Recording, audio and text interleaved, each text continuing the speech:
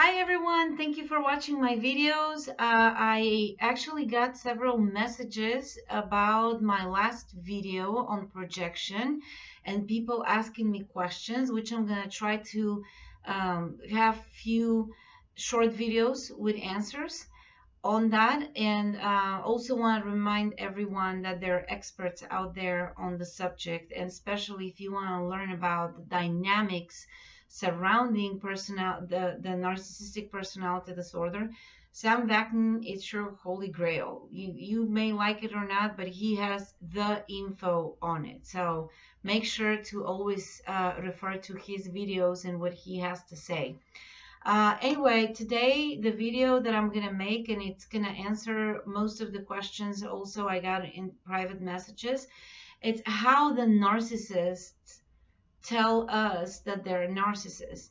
And actually the answer is again very simple, directly. They don't sugarcoat it, they don't go around the bushes.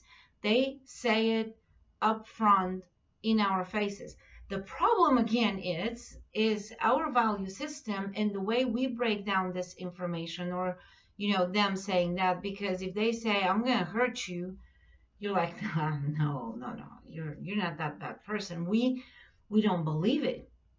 We don't want to believe it. And especially when it's about this Prince Charming who made us the happiest person ever, or of course the best woman that came across our lives and made you feel like the king of the world. Then they tell you I'm gonna hurt you, and we're like, what? No, no, you're just having a bad day, and we ignore, we ignore what they're doing. So it's really that they are very straightforward, not all the time.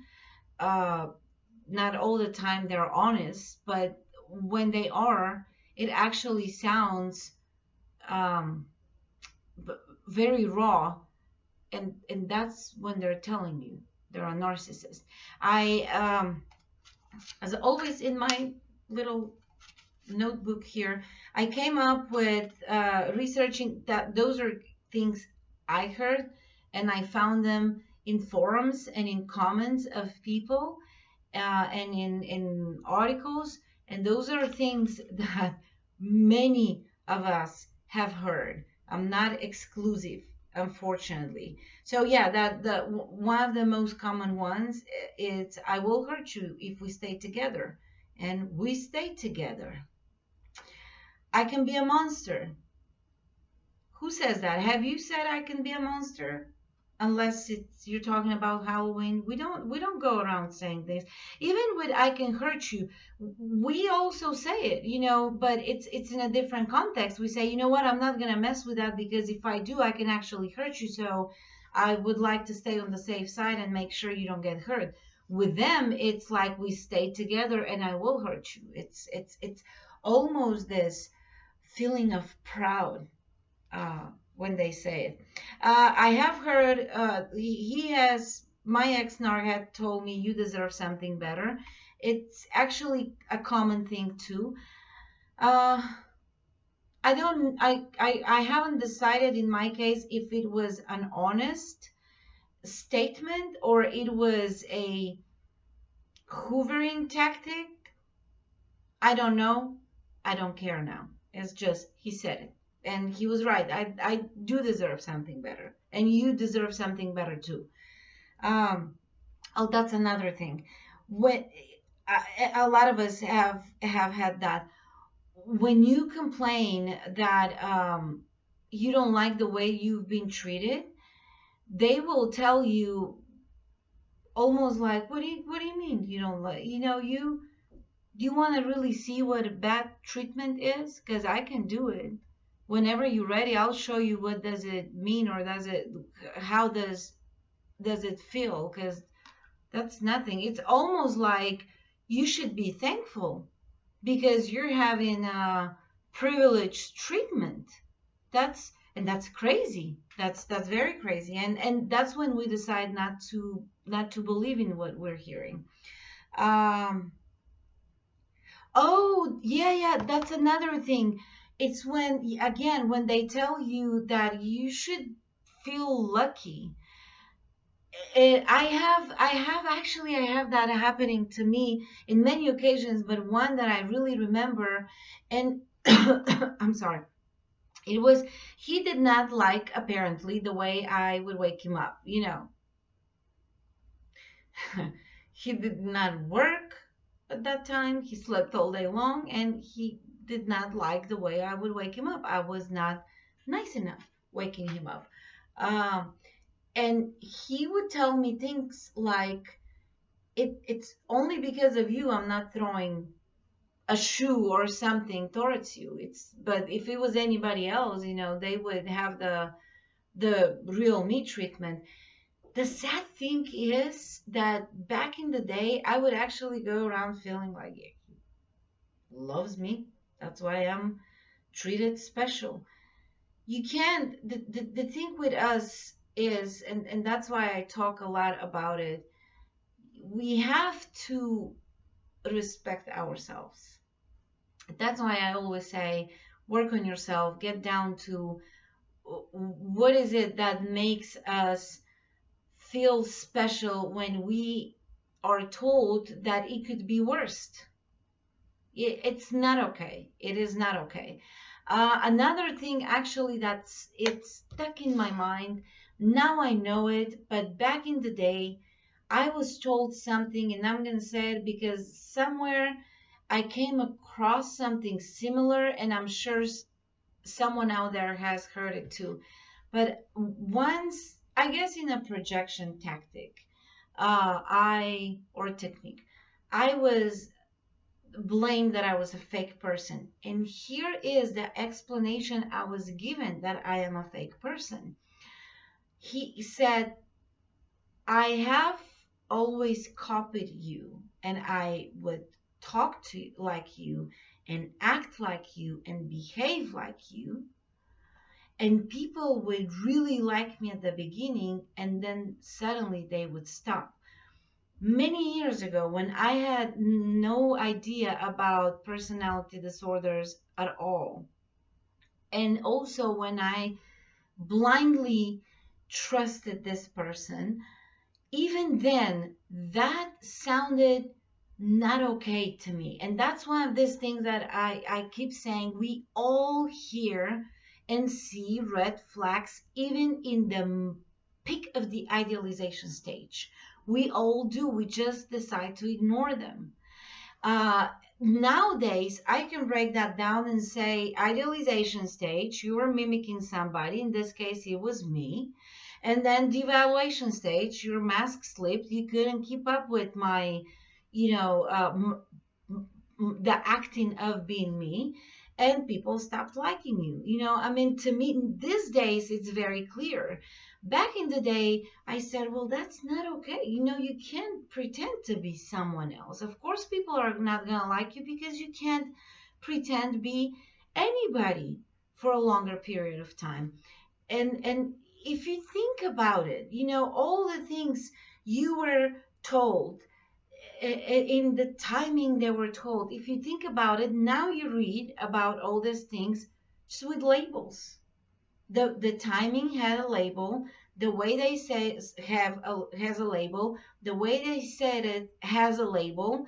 You call it projection, gaslighting, a technique. For them, it's not a technique. It's a way of living. Although they perfectly know what they're doing, they're aware of what they're doing. Uh, don't be fooled by, well, poor guy or girl, they're probably, with treatment or love. Mm-mm. They know exactly what they're doing. And have I seen a narc someday just say, okay, well, now this is my last game because I'm gonna do it the best possible way and it's gonna have the perfect outcome? Yes, I have. Has it been like that? No. No. So if you're in the stage of seeing your ex-narc with someone else and be all happy and you're like, oh my God, what happened?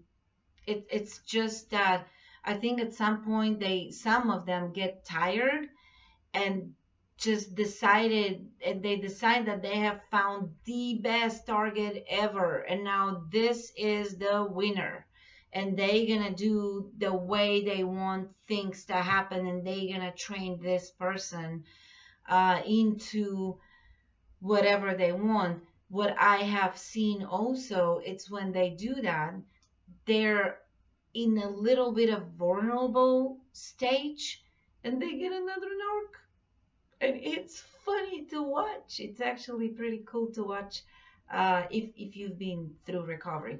Anyway, going back to how they tell us they're narcissists or psychopaths, or anybody that it's abusive emotionally or physically. Straightforward. It's not sugar coated, and it's really up to you when you hear it to decide if you're going to believe them or not. If you do believe on those things that are outrageously crazy, you're gonna be less in Crazyville. You're gonna get onto recovery path sooner. You're gonna get your happier life sooner, and you're gonna have less damage. What I think is really important, it's of course for us, it's crucial to learn about the disorder and what happened and why things happen that way, and come to terms with the reality. And the only way of doing this is by learning. It really, knowledge, it's power. So we would be able to recognize those red flags in the future, because obviously we either didn't recognize them, or we decided to completely ignore them when we saw them.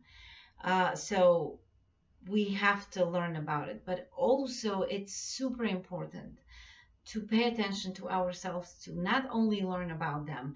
Now let's learn about ourselves. And why was it that we did not call disrespect something that was disrespectful? Why was it that we felt special with just a little bit of nice words or treatment? Why was it that we were not able to say, hey, I don't like that. I'm not going to take that. Bye now. Why is it that we kept staying?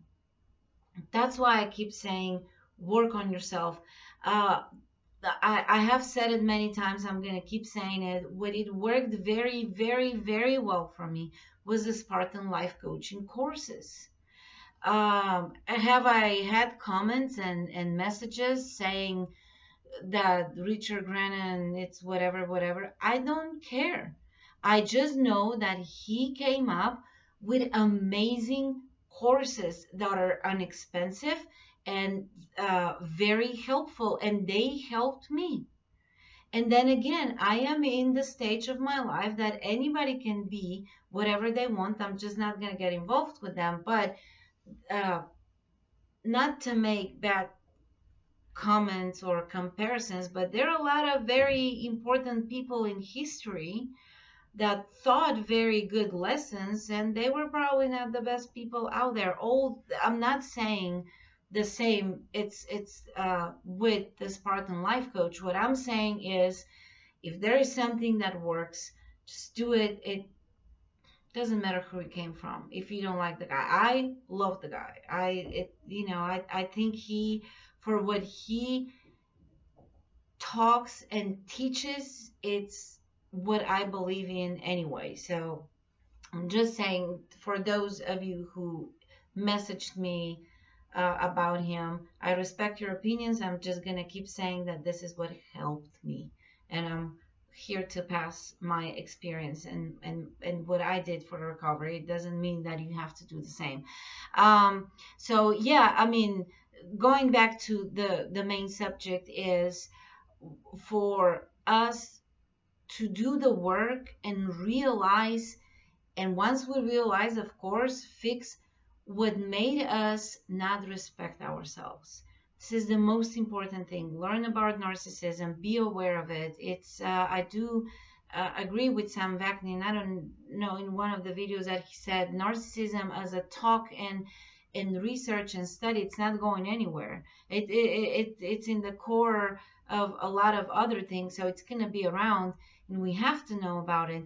But as much as an effort you put into learning about that, put that same effort into learning about you, into yourself, into facing yourself, and into working about making yourself better and happier. And better not because you're bad, but better in putting boundaries, in saying, mm-mm, that's not for me, thank you very much. This is you call this disrespect, I don't take it, thank you. It To simplify things, to stop uh, looking for excuses for people around us and even ourselves.